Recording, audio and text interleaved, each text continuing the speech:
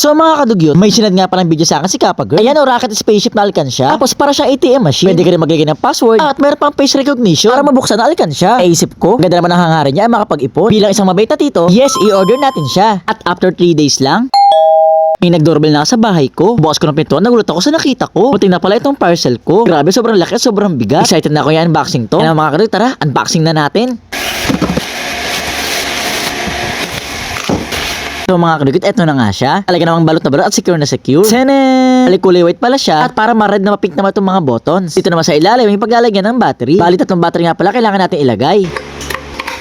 So mga kadugyot, eto nga nalagyan na natin ng battery. At dahil wala pang password na nakaset up sa kanya, ang default password niya ay 30 para mag-open siya. So try natin. 1, 2, 3. Tapos kita niyo yan, meron niyang camera. So tatapat natin sa mukha natin para mag-open. Tingnan na. Ayan, bumukas na guys. Oh. So mga kadugyot, eto, habang nakabukas, pwede tayo magpalit ng password. Ganito lang. Ayan yung mga buttons na number. I-hold lang natin yung hashtag. Ito tong hashtag. Tapos maglagay na tayo ng 3 number. Kunyari, 1, 2, 3. Tapos click na natin itong asterisk. Para mag-confirm. Ayan, confirm na. Try natin. Rad na natin. Tapos type na natin yung 1, 2, 3. 1, 2, 3. Tapos tapat ko na sa mukha ko. Ayan na. Bumukas na siya! Ngayon naman mga kadugyot ay maglalagay na tayo ng ating pera sa ating alkansya. So mga kadugyot, ngayon tulungan niyo ako magbilang ha. Let's go! Hindi ako magbibilang ha, kayo na bahala magbilang. Eto na! Grabe ang bilis. Guys, hindi ako nagbibilang ha, kayo na bahala magbilang. Ayan.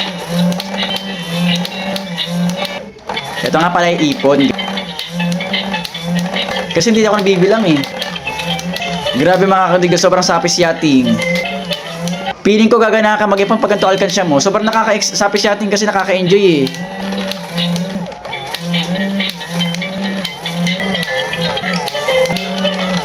Para sa akin, sobrang nakaagana siya mag-ipon. Kasi imbis na manghinayang ka maghulog, lalo kang sisipagin maghulog.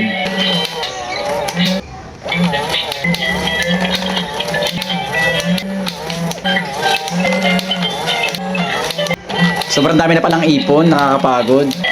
Yan. Pag matipid ka ng tao, siyempre makakapag-ipon din kayo, di ba? Kahit naman sino. Lahat naman tao nag-iipon, di ba? Wala naman tao hindi nag-iipon.